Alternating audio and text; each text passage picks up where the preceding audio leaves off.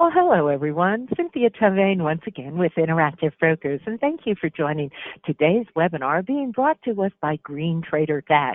I am very pleased to have with us today Robert Green, who is the CEO of GreenTraderTax.com and a managing member of Green, Neuschwander, and Manning, LLC.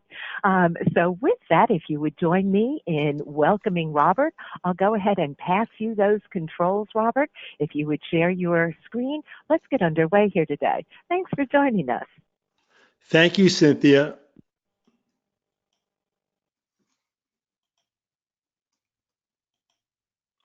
Welcome, everyone. Today, we're going to discuss trading futures and other Section 1256 contracts. That's a code section that includes all these advantageous instruments. There are several tax advantages that you should be aware of and consider trading these products. Thanks for introducing me, Cynthia. Our CPA firm, Green, Neuschwander, and Manning, is dedicated to the needs of traders, investment managers, and other types of clients. We focus on tax compliance. That's preparation and planning. We're still preparing 2018 tax returns on extension and planning 2019 taxes.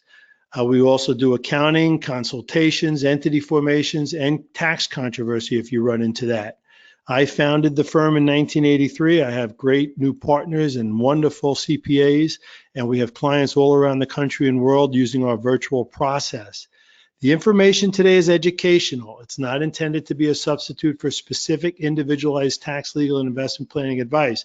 You probably need that type of advice and consider working with us or someone else who's licensed as such. Green and all our companies and me, I am not affiliated with Interactive Brokers. We give tax advice, they give their brokerage firm. So today's webinar description, I'm going to explain the benefits of trading futures, broad-based indexes, and other 1256 contracts.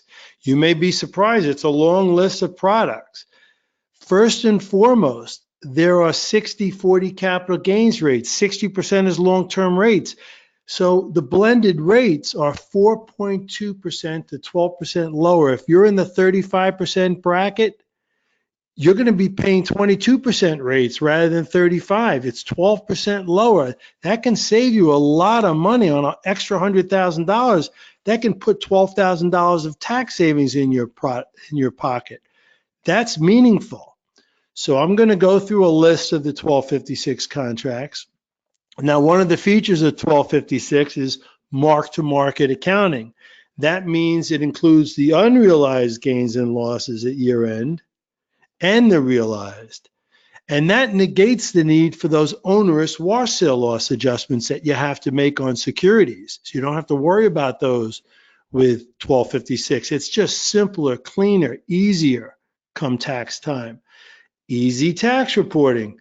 You get a one-page 1099-B, aggregate profit or loss. You just plop it into Form 6781. You're good to go. If you happen to have a large loss, there's an election to carry back the 1256 loss, but it's limited to only against 1256 gains in the prior 3 years. And if you happen to be a trader in securities, trader in securities and commodities, and you have trader tax status, you can also make a timely 475 election for ordinary gain or loss treatment, but then you would give up the lower 60-40 rates. So you'd only want to do that if there was a large loss before the election deadline. So that's the agenda for today. Let's step back and look at the big picture. There are various types of financial products with different tax treatments. There's a whole bevy on the commodities exchanges, the securities exchanges, and the interbank market.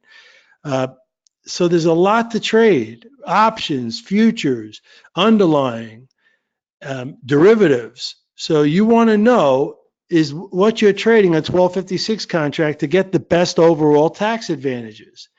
Tax treatment on financial products, it affects investors. You don't have to have trader tax status. Everything we're talking about today affects investors.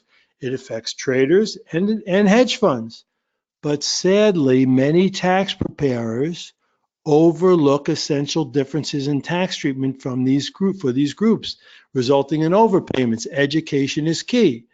Now, if you give a 1099-B to a local tax accountant and they just plop it into a tax software, you really need a little bit more concerted effort than that, because there may be opportunities to treat things a little differently than it's on the 1099-B. And we're going to get more into the weeds about that soon in this presentation. So it's important to distinguish between securities, that's the first camp, your equities, your equity options, your ETFs.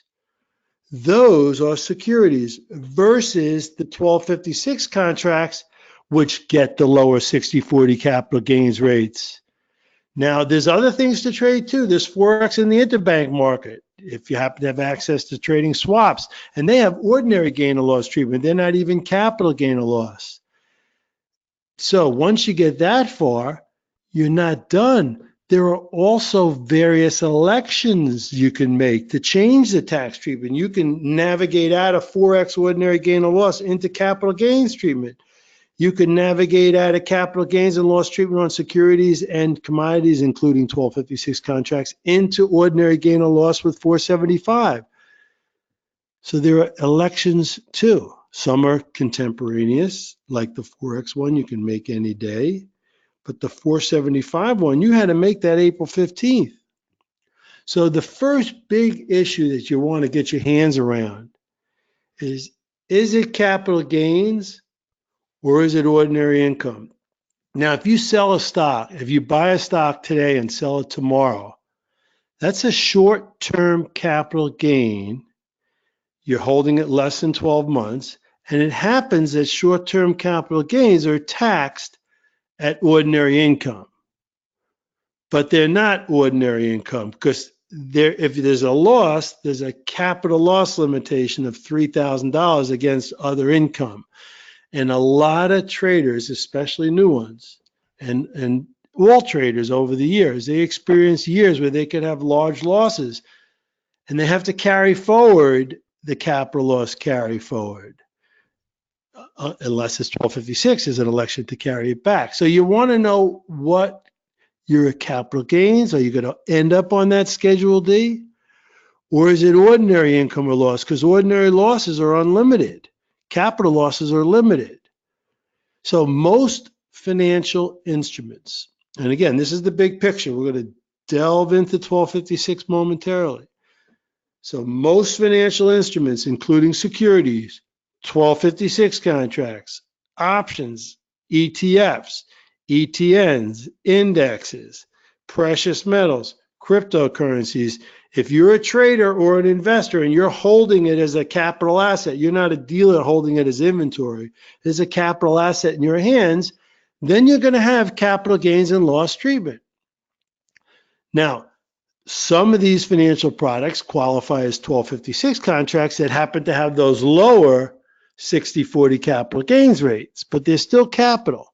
Now, by default, Forex in the interbank market or swap contracts, by default, they're ordinary gain or loss treatment. So the distinction between ordinary and capital gains makes a big difference. Again, the capital loss limitation, the biggest pitfall for traders, is a problem for traders and investors who may have trouble using up large capital loss carryovers in subsequent years. If you lose a lot of money in a taxable account and have a capital loss carryover and then decide to stop trading, it could take you many years to use up that capital loss carryover. If you have other options, that's a good thing to have. Traders with trader tax status, which is something we talk about a lot at GreenTraderTax, if they also make that 475 election, they have ordinary loss treatment, and that likely generates tax savings or refunds much faster than capital loss carryovers, because you can offset the loss against any type of income. Now, securities traders really want 475 because the income is taxed the same way, short-term capital gains or ordinary rates.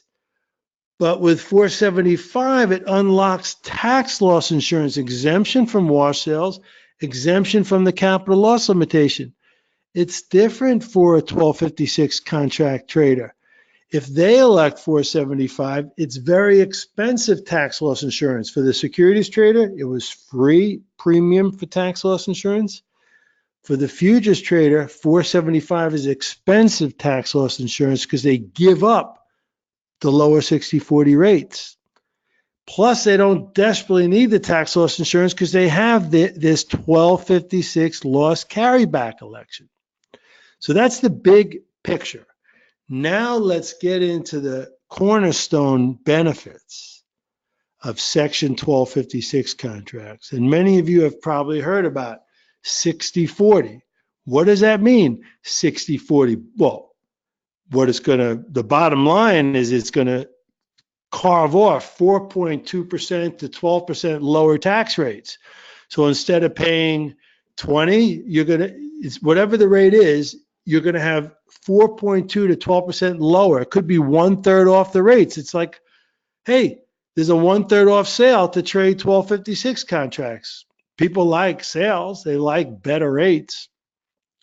Now, there's meaningful tax savings throughout the bracket. So here's what 60/40 means. These contracts have lower 60/40 tax rates, meaning 60%, including day trades. They're taxed at the lower long-term capital gains rate. So the long-term rates start at 0, then they, on the bottom two brackets, then they go to 15% for all the brackets except the top bracket is 20%. So at the top bracket, the long-term rate is 20% versus 37% the ordinary bracket. At the second top bracket, it's 15% versus 35%. That's a big benefit to get some long-term rates. So Congress is basically, this is a loophole. They're telling you on a day trade, you can pick up 60% of it as a long-term capital gain. Now, the other 40% is taxed at the short-term rate, which is the ordinary tax rate. I'm going to actually show you some tables here to show you the savings because it's so important. Now, at the maximum tax brackets for 2018 and 2019, and there's no change of rates in those 2 years.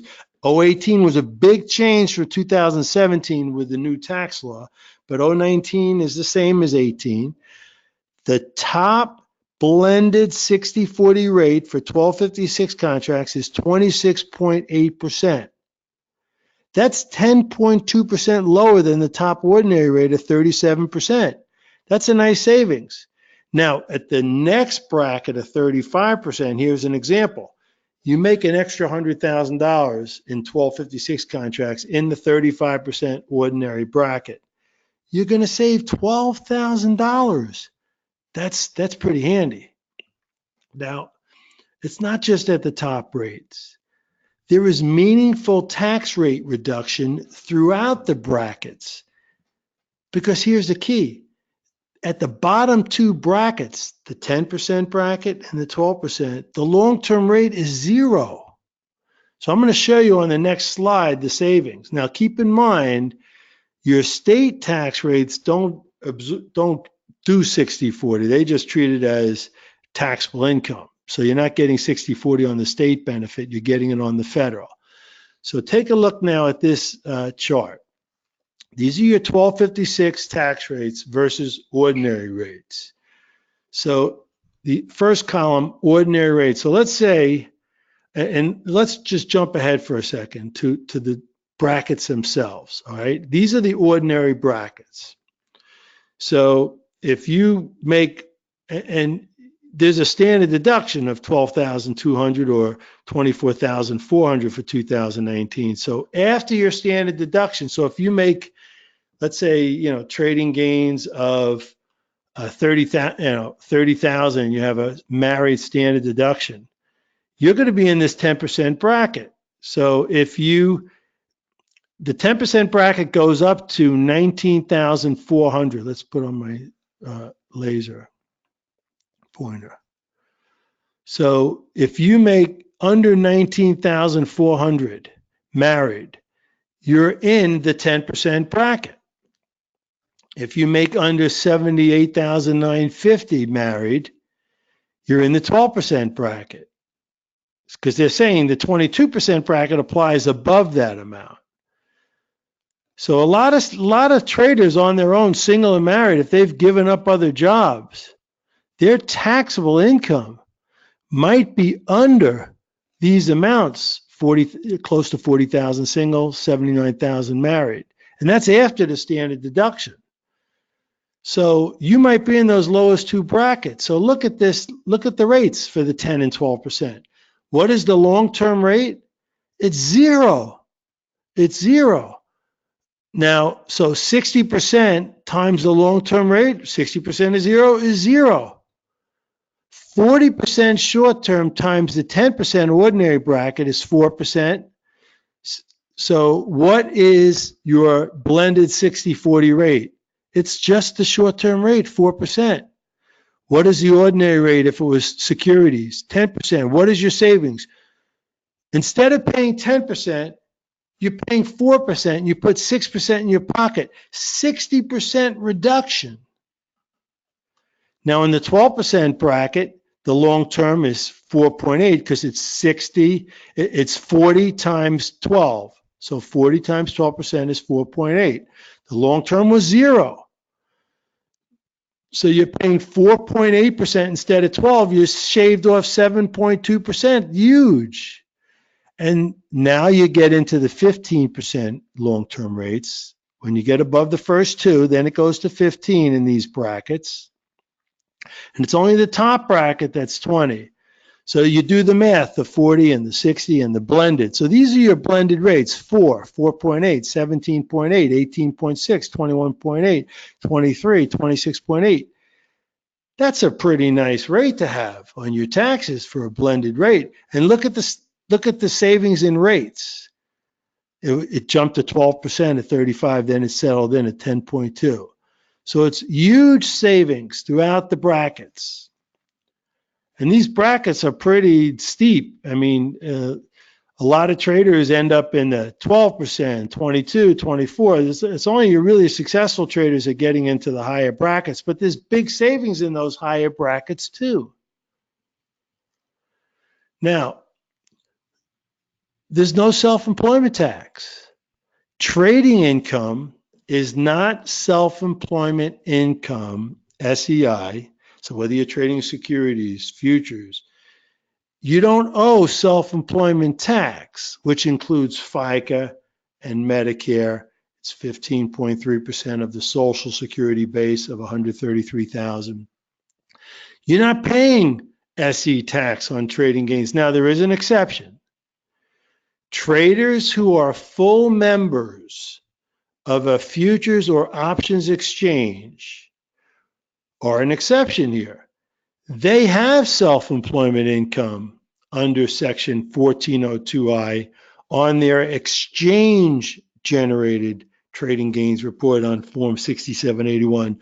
So if they trade on exchange and off exchange, it's only applying to what's on the exchange. And I'm talking about a full-scale membership of the CME or CBOE. I'm not talking about that more limited electronic corporate membership, the ECM. Our tax attorneys feel that that does not trigger 1402I. Now, if you happen to trigger self-employment income because you're a full member, then the flip side of that is you can deduct health insurance, you can deduct a retirement plan, because those require self-employment income, and you don't need the S Corp for creating those benefits like other traders. Now that we covered the first round of the benefits for 1256 to 6040, let's talk about what is a 1256 contract. 1256 is a code section. The IRS added it in the mid-1980s. Before that, commodities traders were gaming the system. You know, the IRS, Congress puts out tax rules. The IRS codifies them in regulations, in forms and guidance and more. And then, you know, high-priced accountants and lawyers and people try to figure out how to game the system. That's not short of tax avoidance. They try to do it short of tax evasion. I mean, tax avoidance, changing your taxes to benefit, is not against the law. It's tax evasion that is.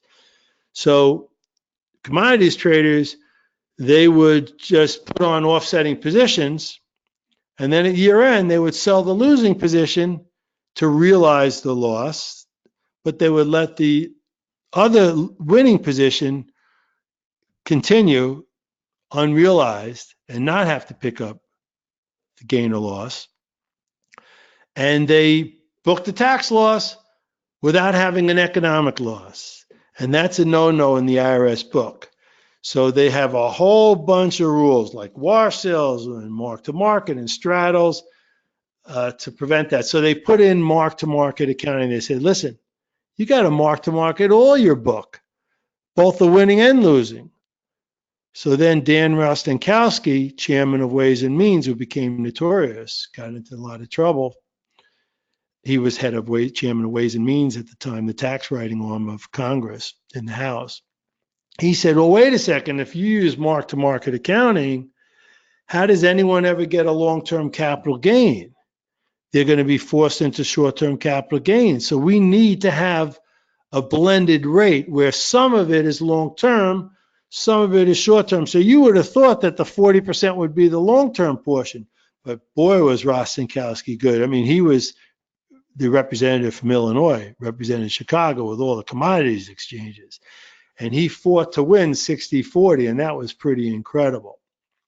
And by the way, when it comes to 60-40 and all these benefits, for those who ask questions later on, I'll show you an interview I had in the New York Times where years ago, Democrats put 60-40 1256 contracts benefits because they're so great. They put them on the chopping block for 100 loopholes to get rid of. And I saw there are some questions on the board right to start off here. Is Washington going to axe 60-40? Are they going to axe long-term capital gains rates that the 1% benefit from? And I'm telling you today, it's not just the 1%, it's everybody. So I'll show you that article where I argued to defend 60-40. And so we'll get back into that. But let's get into the list now. It includes regulated futures contracts, options on futures, broad-based stock indexes, and more. So let's get into the real nitty-gritty now. First and foremost, U.S. futures contracts. These are technically called regulated futures contracts, RFCs, on a qualified board or exchange, which is otherwise known as a QBE. So it's got to be regulated RFC and it's got to be a qualified board or exchange. Just because it's regulated by the CFTC doesn't mean it's a QBE. And that's some of the fine, like Nadex might be, they claim they're QBE, but we don't think they are options. We don't think they are 1256. But that's very unique. So anyway, US RFCs, they trade on commodities, which include all the food. There's, the wheat, the bushel, corn, soybeans, all your food, and there's a whole long list, the meats. There's a whole long list of food contracts. Just don't forget, right there in Chicago, they had the slaughterhouses, all the farmers. They have ordinary gain or loss. They stockpile all their grain. They bring food to market. They need to hedge the price. They would go out of business if they couldn't hedge. So they're hedging with commodities futures. Now, for them, it might be a different treatment than for you. And they're straddling and hedging and doing things like that. You're not doing that. You're trading these products, whether it's commodities in the food contracts, the energies, the metals, whether they're precious metals or base metals. And this is a very exciting new group, stock indexes, or known as indices, one or the other, indexes or indices. You remember in 2000, you had the Commodity Futures Modernization Act where they carved up the turf for the CFTC versus the SEC. Right around that time, we had euphoria in financial markets. We came off of the go-go 90s in equities. And all the action was on the securities exchanges and the commodities exchanges. Hey, what about us?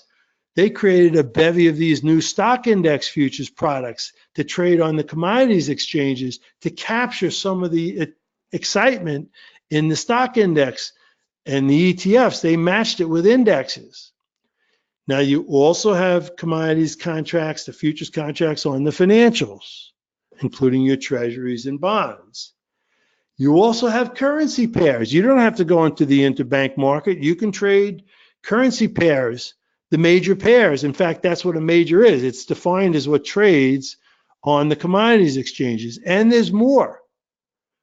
Now, not only are these all these US futures, but there are options on these US futures. These are all 1256. Now, what about your foreign futures? They exist all around the world. And some of them want to say, hey, we're just like the US. We can market to the US. We have a CFTC no action letter to market to US resident Americans, but they also need an IRS revenue ruling giving approval for Section 1256. And there's only a handful of exchanges that currently have this revenue ruling. It includes Eurex, Life, ICE Futures Europe, and ICE Futures Canada. And I have a whole blog post about the foreign futures. And every year I update it with an E&Y list, and it hasn't changed in many years. It's a narrow list, but there's a lot of Eurex contracts. So if you want 60/40, make sure you're on that list. So check out that blog post. Don't take it for granted. The no action letter is not enough. They also need the revenue ruling.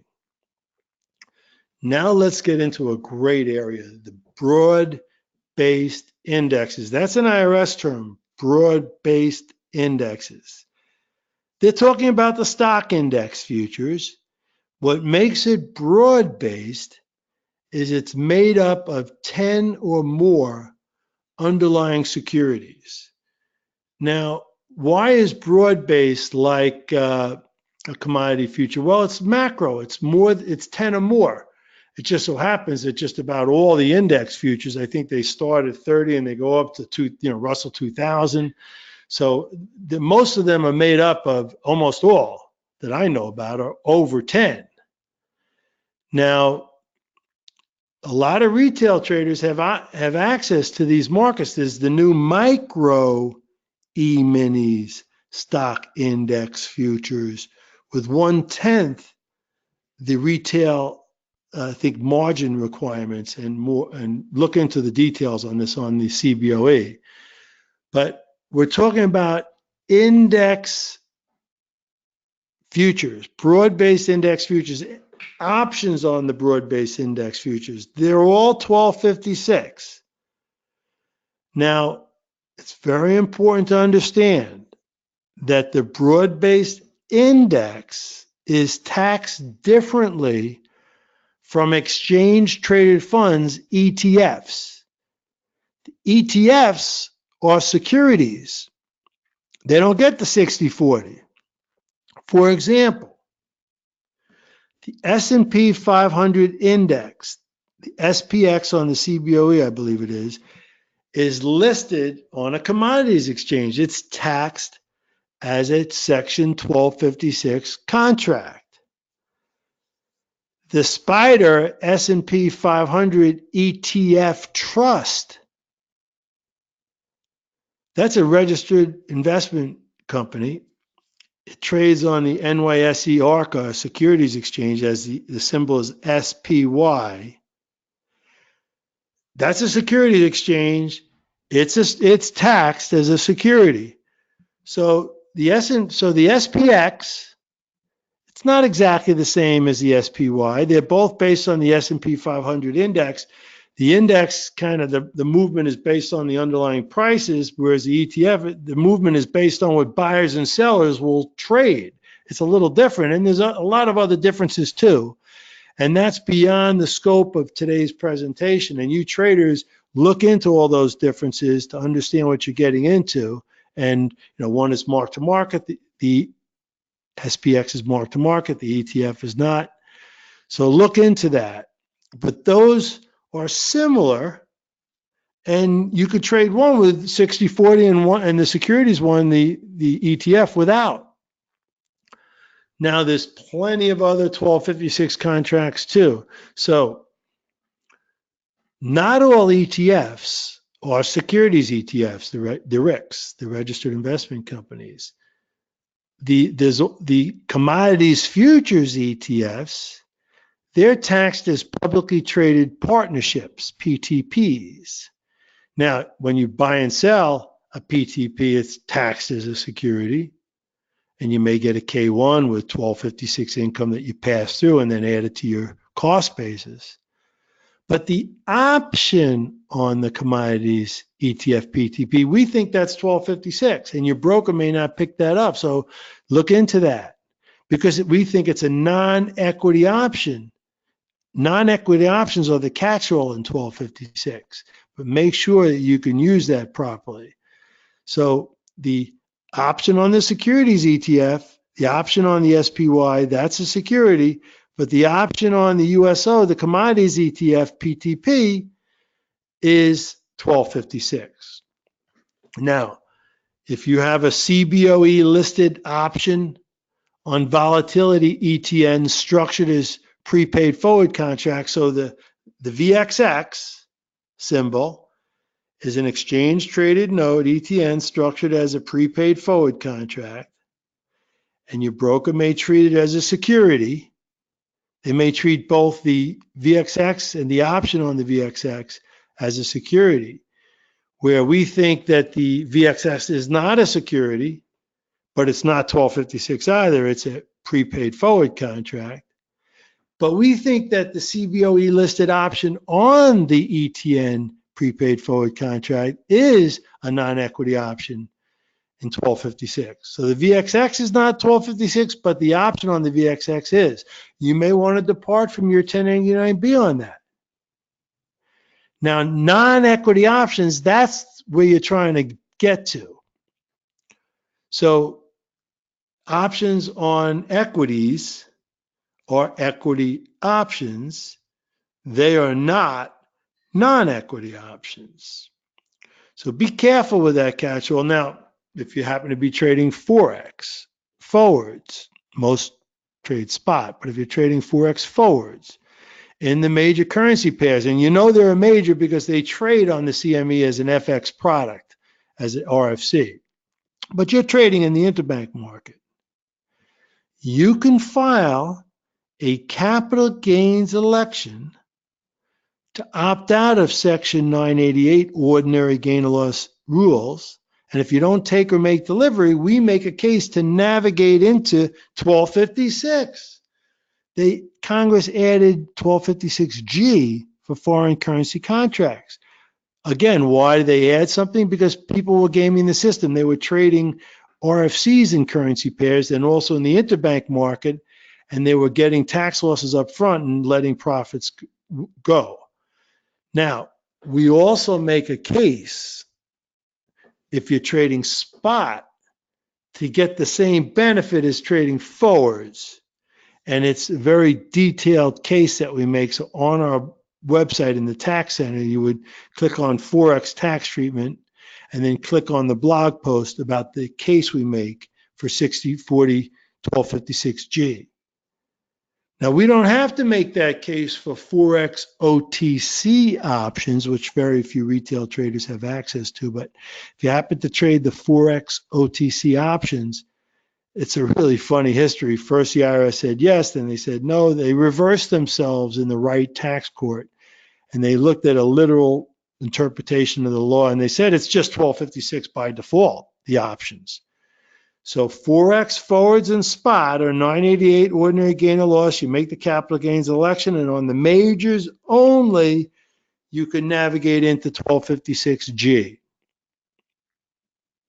So that's the list of 1256. Just to go back again, all the futures, those are real easy. Foreign futures, you got to get the IRS approval letter.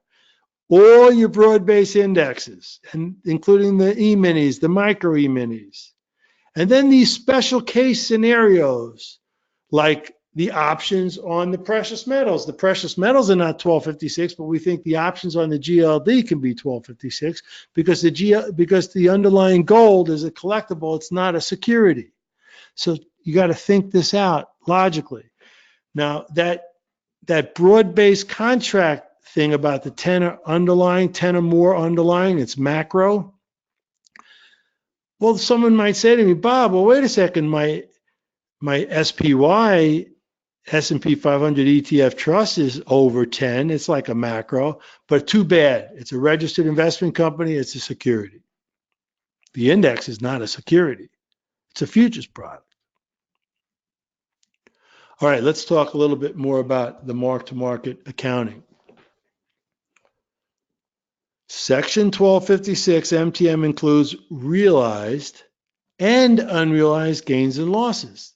That's unique with mark-to-market accounting. You take your open positions, you mark them to the market price at the end of the year, technically every day with 1256.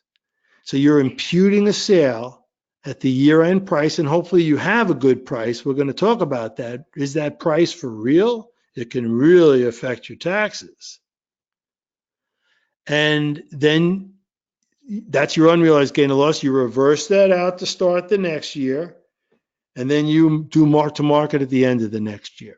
So Section 1256 contracts are mark-to-market on a daily basis. That's built into 1256. That's why they got the 60/40 benefit. For income tax purposes, MTM means gain-loss calculations report both realized activity from throughout the year. So every month you get a statement from your futures broker saying these are your realized gains or losses for the month. And then at year end, you're getting mark to market for unrealized gains and losses on open trading positions. That's going to be on the 1099-B. One good thing about the mark to market is there's no war sale loss adjustments. They do not apply. With MTM, war sale loss adjustments, they're a moot point. If you're telling the IRS, I'm marking everything to market, I don't have anything open or deferred. There's nothing deferred to the next year. Everything comes out of the wash this year. That gets rid of the concept of wash sales. Now, it happens that the wash sale rules say they apply on securities only. So that's another reason why it applies on securities only. It says so in the law. But it also makes sense under the logic of the law. So with MTM, traders don't have to do tax loss selling at year end. In this past December, as the markets were starting to melt down, when we thought the interest rates were going up, we were worried about trade. People did tax loss selling on securities. They didn't have to do it with commodities because they're going to be marked to market anyway. Now, many traders, they have small or no open positions at year end anyway, so that's not really such a big thing for them. Now, there is this problem that came up this year in a big way. We heard from a lot of traders about this.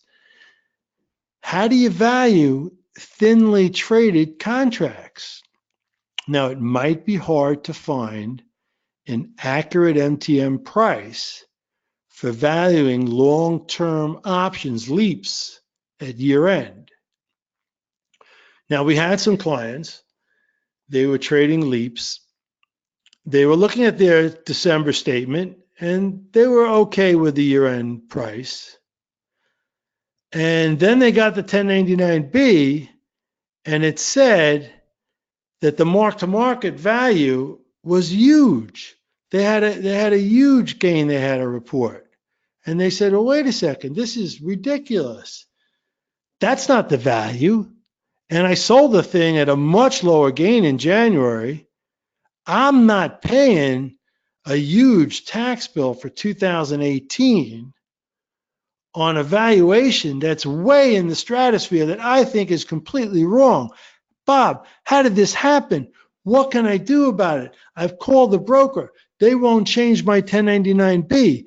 I'm getting really hurt badly here. What can you do to help me? Now, the broker might use one price on the December monthly statement, which we found, and a significantly different value price on the 1099-B for calculating the unrealized gain or loss, what's going on? Well, brokers use OCC, Options Clearing Corporation, for the fair market value, which might be from the last trade in the marketplace. Now, if you're trading something thinly trading, some desperado might have taken a sale, or some was greedy for a big gain, that last price right before year end, they may have made a sale. Now, should that one trade say that that's the value of the stock for everybody else? It doesn't make sense. That was just one small trade.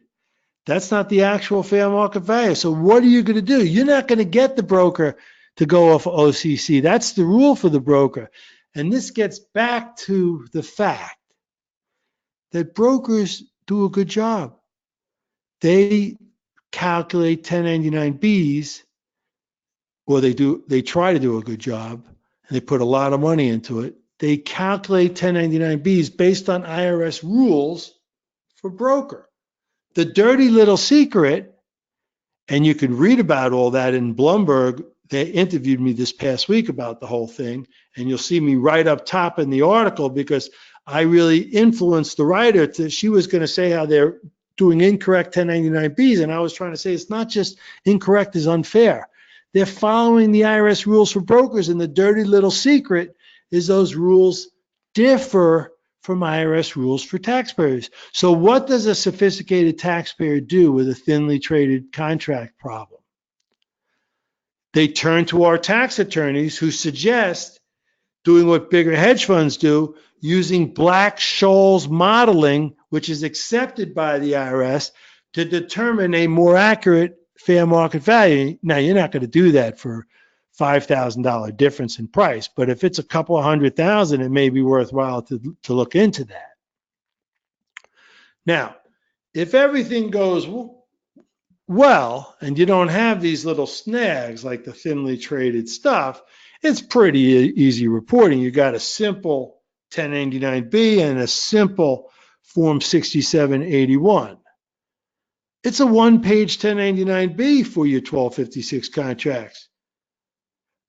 Conversely, with securities, if you're trading equities and equity options, your 1099-B may be hundreds of pages because you're listing every trade line by line, and the IRS wants you to report every trade line by line. That's a whole set of complications, and then the wash sales just turn it upside down with headaches and problems and hard to decipher information. With mark-to-market in 1256, all that goes out the window. It's nice and simple. This summary reporting. Brokers can issue simple one-page 1099-Bs reporting aggregate profit or loss on contracts, the line 11, after taking into account the realized and unrealized gains and losses. Then you just simply take that amount, and I'm going to show you on the tax forms next. You just simply take that amount, the aggregate, that's after they make the MTM, you take that one number and you put it on Form 6781 Part 1, and then that form breaks it down 60-40 to move over to Schedule D, 60% long-term capital gains, 40% short-term. And I'm going to show you on the next slide a 2019 set of forms and how it works. So here's the 1099-B you're going to get from the broker for 2019. So you're going to get proceeds here for stocks, you're going to get cost basis, you're going to get wash sale disallowed, and wow, is that confusing. Your proceeds say 10 million, your cost basis say 9,900,000. So you figure, oh, I made 100, but your wash sale loss disallowed says 500,000. So what is your deferred wash sale at year end versus during the year? The broker doesn't even tell you that. I'm going to try to force the brokers to tell you that, because then it's easy to make that adjustment in the software the next year. You need to know the wash sale loss deferral year end. Wow, what a set of complications. Throw that all out the window for 1256. You don't have to deal with those lines. You come down the form, you get starting in box 8, profit or loss realized, 100,000. Boom. You realized 100,000. Now last year, in 2018, you also traded 1256 and you had mark-to-market unrealized gains of 10,000. So you put the 10,000 in here, and now you know so far, well, I made 100, but of that I realized this year, that 100, 10 I had reported last year. I had used MTM on last year. So what did I make really this year so far? 90, 100 minus the 10. So you take the 8 minus line 10, but then you got it in minus box 9 rather, which is 10,000. And then box 10 is your unrealized at the end of this year. And let's say that's 20,000. So you made 110, 100 minus 10 from last year. So you really only realized 90. And then you mark to market 20. So you're up to 110, box 11. So again, box 9 and box 10 is you're just backing out the prior year and then putting in the current year for the MTM. So this is the box 10 aggregate profit or loss. And that's what you take and you go over to Form 6781, gains and losses from 1256 contracts and straddles. Hopefully you don't have straddles. That would be a royal headache. That would be part 2. We're just hoping to deal with box 1. So in box 1, you put IB, and then you put in your $110,000 gain right here on 1C. That moves down to line 3.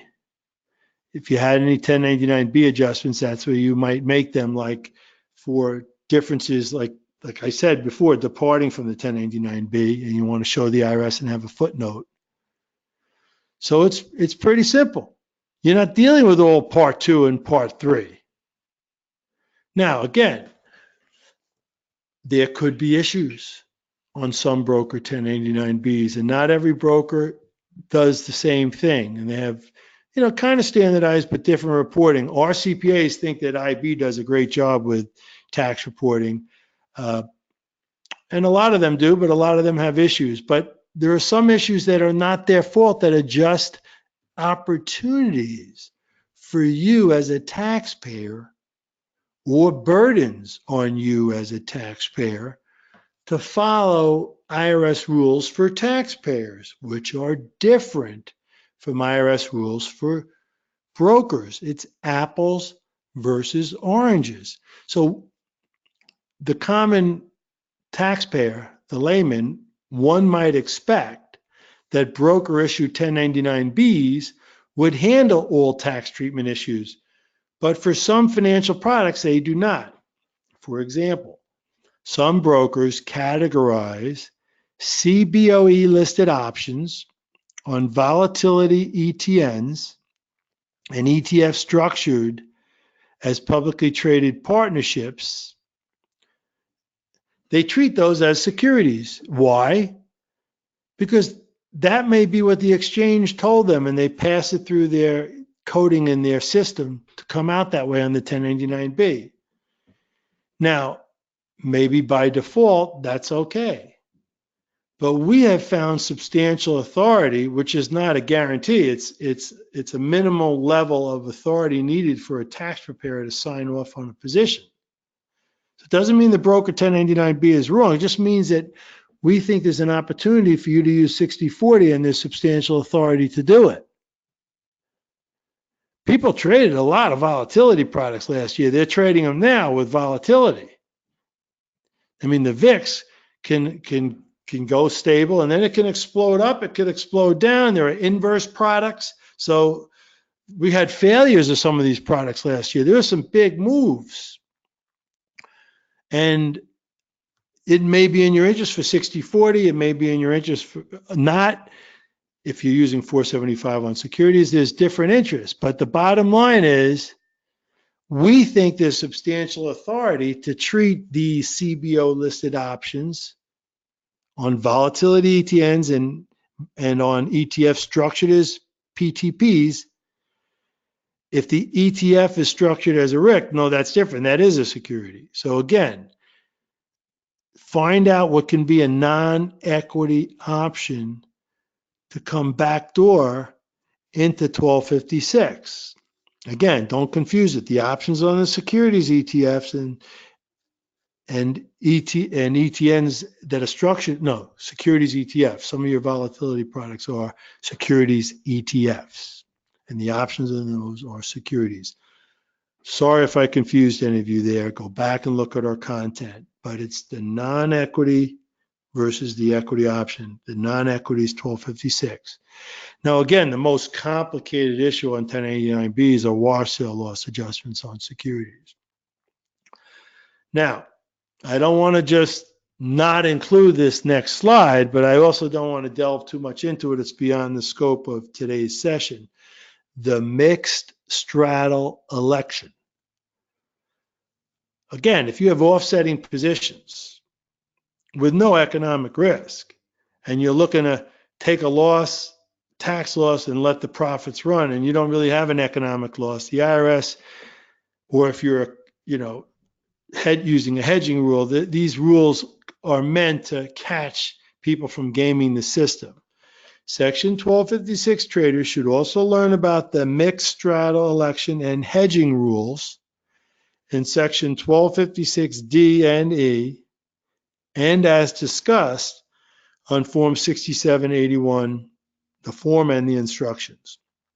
Offsetting positions between 1256 contracts and securities, so if you're trading both that are similar, they can generate tax complications under certain circumstances involving the hedging rule. The IRS is concerned about traders reporting Section 1256 MTM unrealized losses, but deferring the unrealized gains on offsetting securities positions. So there are rules intended to prevent this. Now, most traders are not running afoul of that. Now, if you happen to trade complex options and securities that have a lot of offsetting positions, you can have offsetting position issues that come up. That's one reason we like securities traders to use 475. Now, what a lot of people miss is this next section, the election to carry back Section 1256 losses. It's the only time traders can carry back a tax loss. The new tax law, TCJA, repealed what was an incredible golden goose for our clients, the net operating loss NOL carrybacks. So we had traders with TTS, they elected 475, they lost $1 million, they carried it back 2 years, got a huge refund, and stayed in the business trading. TCJA got rid of the NOL carryback for everybody but a farmer. Farmers always get the extra attention that they need because they're working so hard to feed us, and they have the vagaries of losses from year to year. So traders are regular businesses, and they don't get the NOL carryback anymore. So what am I talking about? In 2018, let's say that it was an up and down year. Let's say that you had a 1256 loss of $100,000 and you had 1256 gains in the prior 3 years. You don't want to just carry forward that capital loss to 2019. If you can do a carryback and get a quick refund, that's a great thing to do. So on Form 6781, look up top. There's 4 boxes. I showed you the 6781 just a few forms ago. You see up top here, A, B, C, and D. You check this box here, net section 1256 loss carryback election.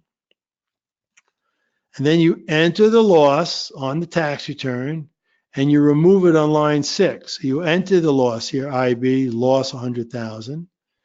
And then on line 6, if you have a net 1256 loss and check box D, enter the amount to be carried back. And you're basically taking it back off the form. So you left it on the form so the IRS could match it. You don't just leave it off the form. The IRS is matching these 1099-Bs to your return, but then you check the box and take it off the form. And then you apply the 1256 loss on amended tax return filings, but it's only against 1256 gains. So you're basically refiling that 6781 from the prior 3 years, putting in the loss there. Now, we have clients that, let's say they had a large loss for 018 and they filed an extension and their 2018 return is due 10/15/2019. And so they're going to carry back the loss to 2017, 2016, and 2015.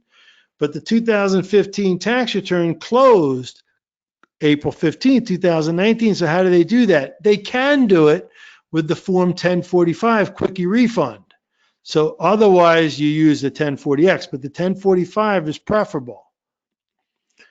You want to get these carrybacks done properly. So you may need the help of the CPA, like our firm does a lot of those. So, consider that, because if you do anything wrong, you're going to hold up the refund.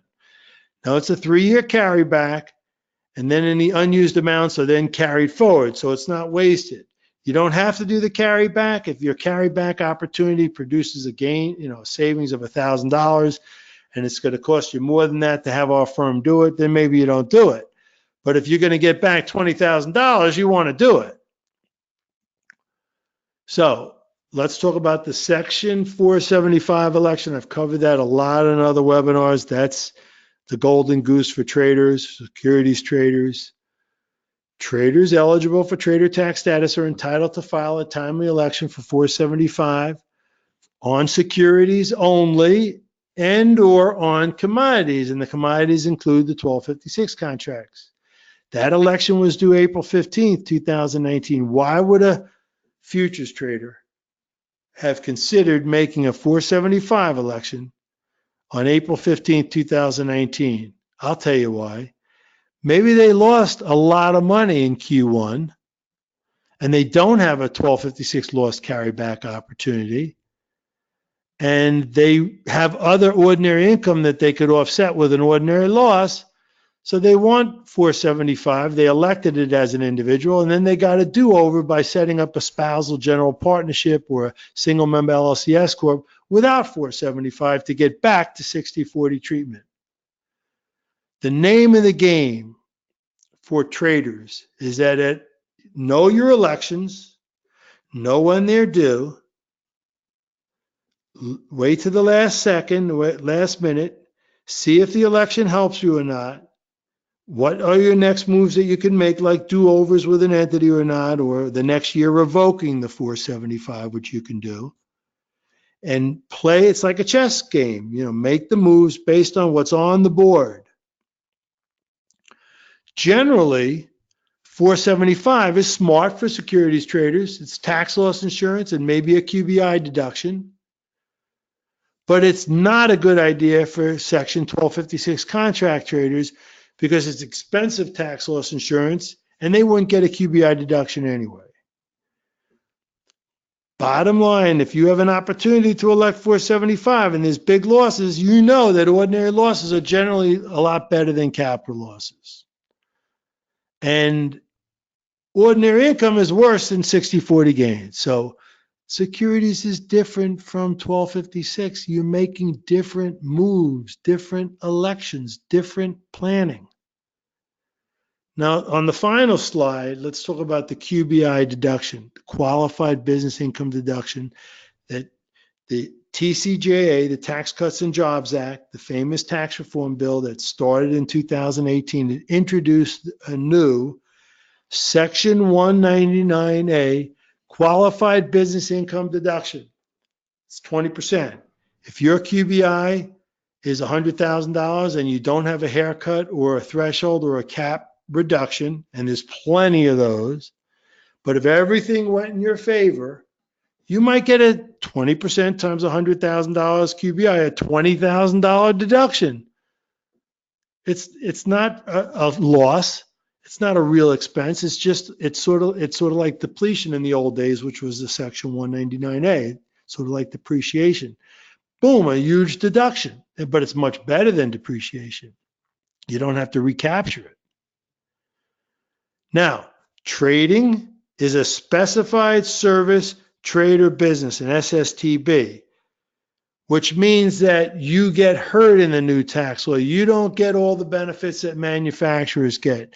You're a doctor, you're a lawyer, you're an accountant, you're a trader.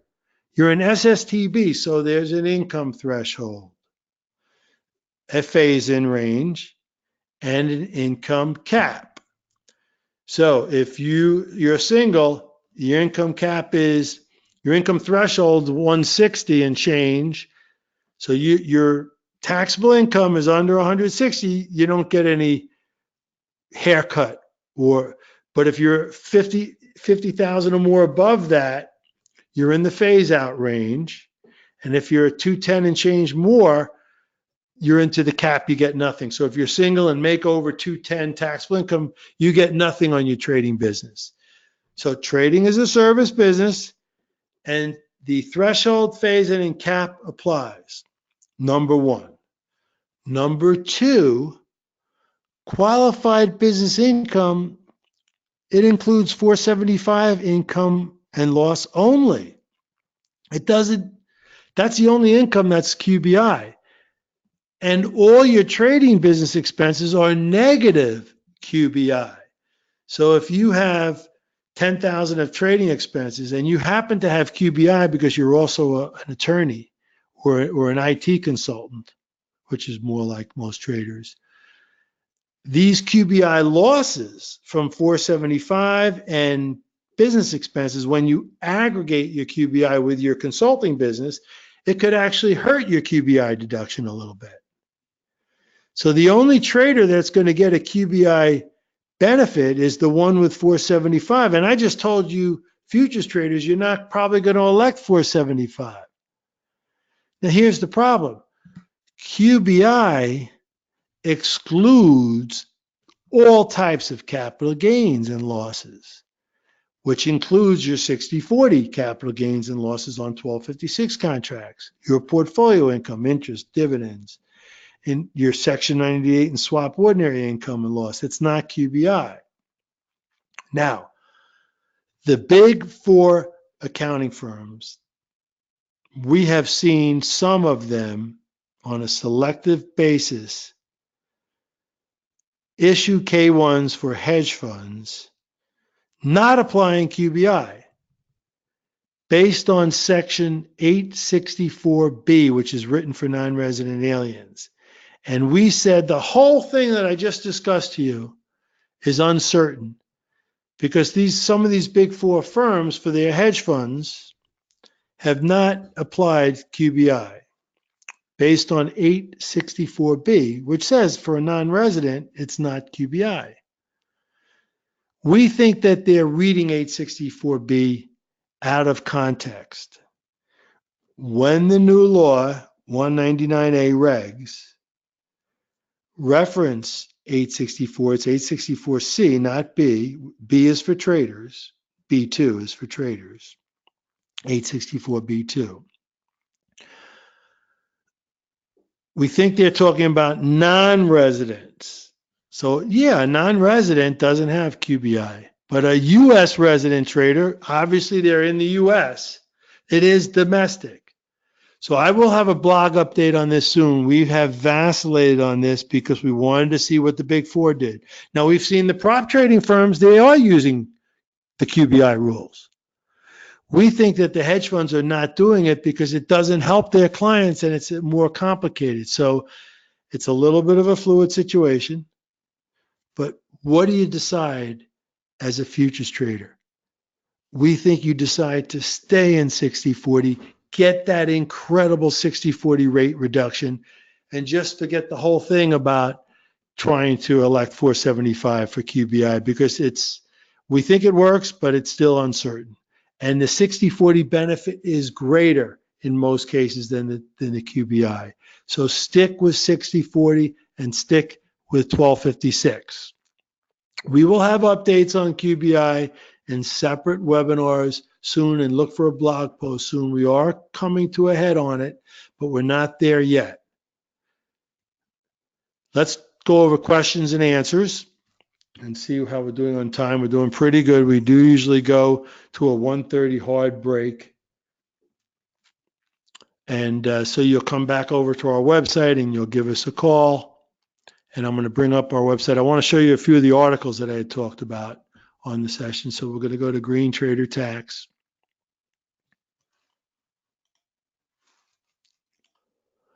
So you'll come over to GreenTraderTax and you'll go to About Us in the media.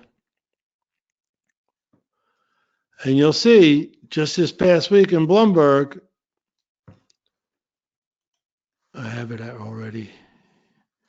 They talked about conflicting tax forms create nightmares for some investors. Brokerage firms are sending tax statements to clients in the IRS with information that differs from what taxes investors ultimately owe.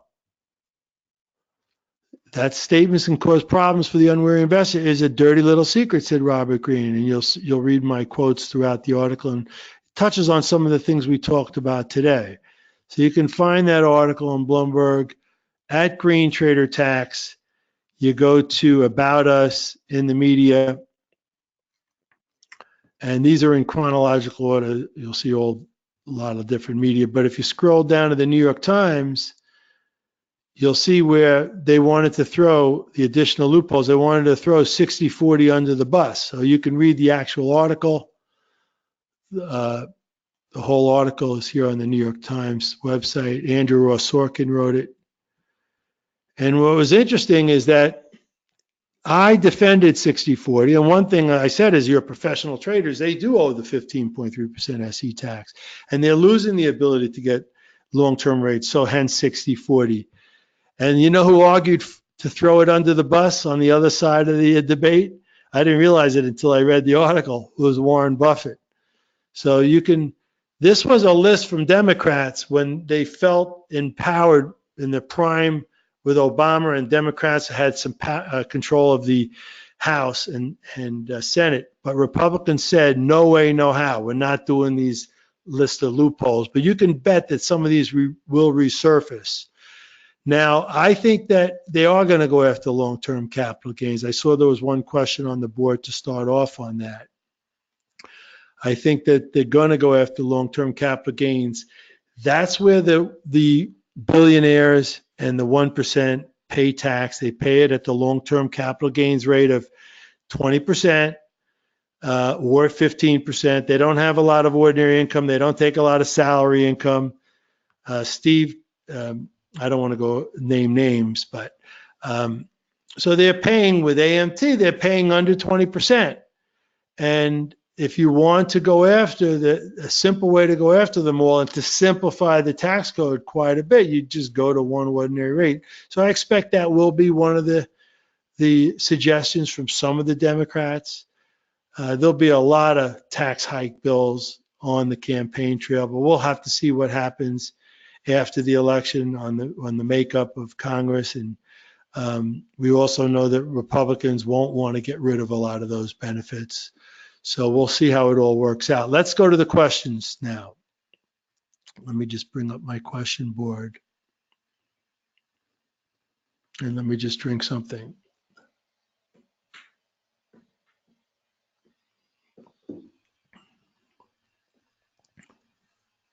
So for questions, I will say first name and last initial. And so we keep anonymity. And the first question from Jim T was about the capital gains, and I just answered that. Stephen B, if I hit my income threshold, 200K for single, am I required to pay NII, net investment tax, even though I'm not an active trader with trader tax status? Yes. The Obamacare net investment tax, NIT, based on NII, net investment income, is owed by all taxpayers, whether you're an investor, trader, hedge fund, or not. If you have net investment income, which includes portfolio income and also passive income, if you're single and your AGI is over 200K and it's not indexed for inflation, you're paying on NII above the 250. So here's a good example. So what you can do is, let me just move over the screen here. Hold on. The question. So go to our website, Tax Center, scroll down to Obamacare, read about that all here. And then for more information, go to the guide, our guide, because the Tax Center are excerpts from the guide.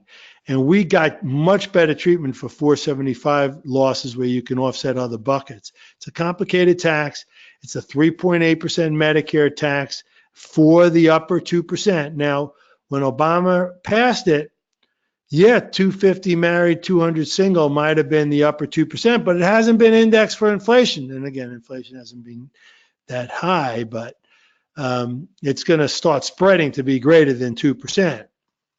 So it is a headache for and another tax on people. Let's go back to the questions. And I'll try to get to all the questions, but we'll have a hard break at 1:30. Yeah, there'll be, you can download PowerPoint slides, and also you'll get the recording, and the recording will be on the IB site, on our site, and YouTube afterwards. Gurav K. When does the 1256 loss carryback election need to be made? Can I do it retrospectively? No, you're supposed to do it on a timely filed return. So if your 2018 return is on extension, you can do it up until October 15th. And our other CPAs could confirm that. I believe that's the rule. Jim H. Can I use Forex gains in 2019 to offset capital loss carryover from prior years? Only if you made the capital gains election. And that's one of the reasons that you did want to make the capital gains election. That had to be done on a contemporaneous basis. If you didn't make it before today, you're stuck with ordinary gain or loss treatment, and your ordinary gains from Forex will not absorb your capital loss carryover. You'll have that 3,000 limitation against other income. So yeah, so again, let me close the questions. So I'm showing you now how to use our website. So you go to the Tax Center, go down to Tax Treatment on Financial Products, scroll down to Forex, and read about the Forex and how it all works, and then go to the guide. Now you can also go, the Tax Center may not reference all of the blog posts, but you'll see there's a big blog post about getting into 1256G as well. So you can also go to the blog, and then you can go to the blog archive. In this case, you'd go to Forex, and that's where you'd read that, a case to be made for the 1256G. That was a groundbreaking blog post, so you want to read that. Let's go back to the questions.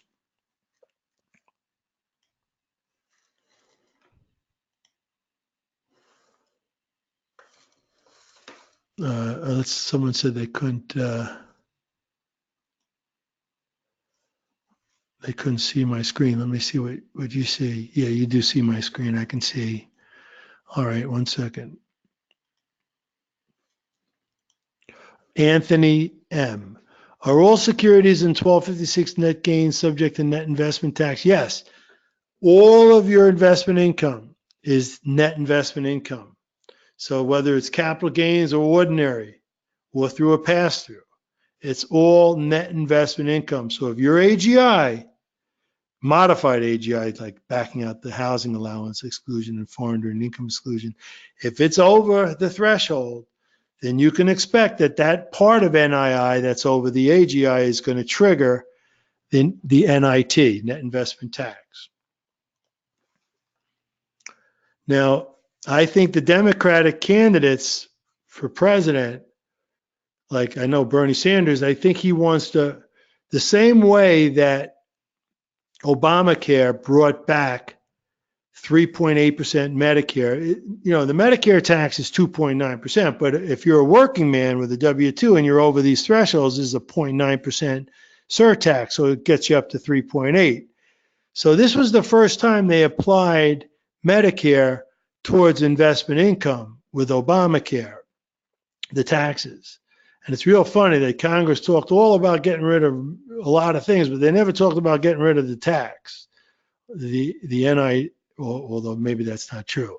In any event, they subjected the investment income to Medicare. Now, I think Bernie Sanders, if I'm not mistaken, I think in his platform, he wants to bring back the FICA when you get over those thresholds too. Because don't forget, FICA caps out at the Social Security base of $133,400, and they increase that every year. So it's been really nice that traders have been exempt from FICA on trading gains, and they've been exempt, but they do have this Medicare tax if they're in the upper brackets. William K. Are C Corps eligible for 1256 treatment? No. C Corps don't get 60/40. They don't get passing through losses and carrybacks. And there's double taxation. And if a trader uses a C Corp, they have, unless they have war chest plans to like expand their offices and buy real estate for their office and hire people, working capital is not a war chest plan, and they're going to get hit with the earnings and profits, accumulated earnings and profits tax at 20%. So 20 plus 21% is higher than the individual rate. The C Corp is not good for traders.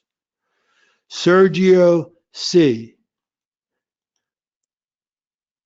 No, this is strictly taxes, Sergio, not market. John P. No question. I was about the recording. Mark S. Please clarify. I thought I heard you say that precious metals are not 1256. Yeah, they're collectibles. So again, you go to our website. Anytime you got a question, folks, go into the tax center. Tax treatment on financial products is the coverall. So if you don't, I don't see precious metals on this list. So I go to other financial products, and that's where I see precious metals and a link to blog posts about it, about the collectibles rate. It's not a security. There's no war sales. It's not a 1256. And then you go to the blog post that has more details, or you go to the guide, and that's where you may see more information about the options on the GLD and all that. And that happened to be in a postscript. The options on the GLD are on a QBE exchange listed, and pros and cons for that. So go and get more information on our website, and then go to the guide. I hope most of you buy the guide. It's only $60, and it's got everything on the site on steroids with much, much more in a very convenient way and handy desk reference. So we appreciate it if you get the guide for $60, the paperback with the online version. And the online version is updated with new versions as well. So back to the questions. Siva Krishna C. Are trading expenses like commissions? Commissions are not separately stated expenses, and that's a good thing because investors can't deduct investment expenses. Investors can only deduct margin interest to the extent they have investment income as an itemized deduction, and they can deduct borrow fees on shorting stocks. It's only traders with trader tax status that can deduct unlimited expenses. But commissions are not separately stated expenses. They're part of your trading gain or loss. So if you happen to have a capital loss limitation, yeah, you're not getting a full deduction on your commissions. They're part of the carryover. But if you have capital gains, you're deducting all your commissions. So now you're also asking about exchange and other fees. If it's part of your confirmation and deducted from your proceeds, if it's a transaction expense deducted from your proceeds or added to your cost basis in the confirmation and part of the netting out of the 1099-B, it's transactional, it's part of gain or loss. You do not have the option to treat it as an expense instead, because someone with a big capital loss would want to do that if they had TTS, trader tax status. You cannot do it. So there's no capitalization options to do something different. Lisa R. No, there's no question there. Mark S. I want to try to get to people who didn't ask questions, although I think I can get to all of them. On Form 6781, don't you have to check one of those boxes up top? Yeah, I showed you that box, Steve. That's right. I already showed you that. Nora N. if I trade my Roth IRA, do I have to worry about IRS? Basically, no. I mean, if you only trade your IRAs, you don't have to worry about wash sales. You just have to respect the IRA rules. Required minimum distributions, don't early withdrawals could be subject to penalties, excise tax. So on traditional IRAs, you want to respect the Roth rules. But if you trade traditional, the taxable accounts, take a tax loss on a security and buy it back in a traditional or Roth IRA, it's a permanent wash sale loss disenfranchised. So you want to know about that rule.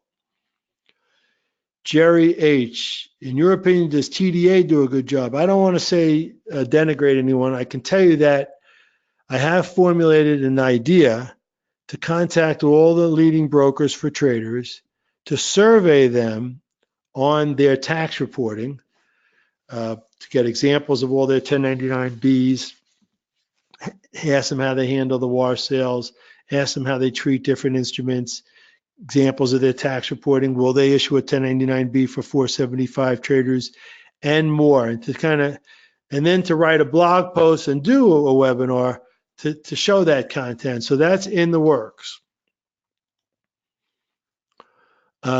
Mark S., any tax issues trading volatility products in IRAs? When it comes to IRAs, you got to watch out for master limited partnerships, because let's say you get involved with an MLP that's an energy pipeline. That's got business income. That's unrelated business income tax, unrelated tax, business taxable income. And that requires a Form 990 filing and paying of taxes. So you really want to watch out for that.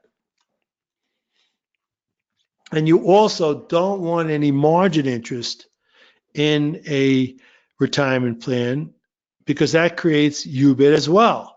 So if there's leverage built into like futures products, that's not margin interest. You got to pay actual margin interest on a margin loan. Gaurav K., assuming I trade only 1256 contracts and qualify for TTS, can I deduct allowable expenses? Exactly, that's what you're going to do. You're getting the best of both worlds, Gaurav. You got your Schedule C trading business expenses for everything, but you still keep your 60/40 and you don't elect 475 where you'd have to give up the 60/40. Because remember, TTS is undergraduate school, and not every trader with TTS wants to go to grad school with 475. They're separate but related. You can't go to grad school with 475 unless you have TTS undergrad. Mark S., does TTS trigger professional status with the exchanges? No, it doesn't. So you're not going to have to pay any higher rates. If you have an entity, it could trigger higher pro rates for real-time data with some brokers, and some others absorb it if they have higher rates, higher commissions to absorb it. Hermond P., if you apply 475 with MTM, let's say you made the election by April 15th, when do you qualify for MTM and QBI? Well, that means the MTM starts from 1/1. Your TTS, you have to have TTS throughout the year to use it, and then you might get the QBI deduction. And look for the updates. My partners are leaning towards wanting to use QBI for traders. I'm leaning that way too. We had us get rid of the 864B objection raised by some big four firms. We think they did that in the interest of their clients. They didn't really look at it clearly. And when you read 864B in context, it's not a problem for QBI, for traders. Arturo L., can I qualify for TTS even though I only trade the micro ES? Absolutely. You can qualify for the TTS no matter what you trade. So first you got TTS unlocking all your business expenses. And if you want to deduct health insurance in a retirement plan, you have your TTS S Corp. That's the expense side of the ledger. Business expenses, startup costs, home office, health insurance, retirement. All that's covered with either sole proprietor or you need the S Corp with it for the health insurance and retirement. Bingo, that's the expense side of the ledger. Now what are you trading? And you want to navigate between all the different choices? Well, whatever you trade can, it's all macro program, it can all add up for TTS. So you have 100 securities trades and 650 futures trades. Well, that adds up to 720. It's macro trading. So it can add up for TTS, but then the tax treatment and the elections is something different, and some of that is based on TTS. That's how all these pieces of the puzzle work together. Hermont P. Trading software program for 1099B to calculate gains and losses. Well, you can use GainsKeeper, TradeLog. Just make sure that when you use a program, how does it handle wash sale losses? And if you had trading in the prior year with deferred wash sales from the prior year, you need to make that wash sale loss adjustment for the current year to back it out, just like you had to do with the 1099B for the mark-to-market backing out. You got to make that opening year wash sale loss adjustment on open and closing trades. And so understand what software you're using, what the limitations, the pros and cons, and how to use it properly. We happen to have a trade accounting service at our firm that you can consider as well. Nicholas A. My brother and I are about to open an account, trade futures. Would it benefit him more than I via taxes for one providing? Well, if you're both trading together, you probably need a partnership, and you can't have one book everything and square up with the other by cash. You got to do it properly by law. So consult an attorney and or us about that. Stephen, if that's what you were asking about. Stephen B, if my only income is futures and you hit the threshold for NII, your TTS expenses might reduce your NII and your AGI. You know, the TTS expenses do reduce NII, folks. And it also reduces AGI, and that could get you out of that tax. So that could include your trading salary and retirement plan. Although that's not, it works in strange ways, so I take that back a little bit. So you got to consult with us about exactly all the moving parts, but your trading business expenses reduce your NII. I see. Just enabled the broker for futures. Yeah, you're going to get the proper reporting. If it's futures, they're going to give you the 1099B showing the 1256 contracts. Nicholas A, if we wanted to take out money year end, I'm not sure what you're asking about, Nicholas A. Jim H. Yeah, I mean, don't forget, if you take money out of your brokerage account, Nicholas, it doesn't really matter. You're paying taxes on the underlying income that's reported on the 1099B, not the distributions. We're just about ready to wrap up, folks. There's only a couple more questions. Jim H, can I file amended return and use a carryback? Well, you're only doing a carryback 1256G on Forex if you did the capital gains election on majors. So follow up with me on that, Jim. Mel, I'm trying to rush these now. Mel G.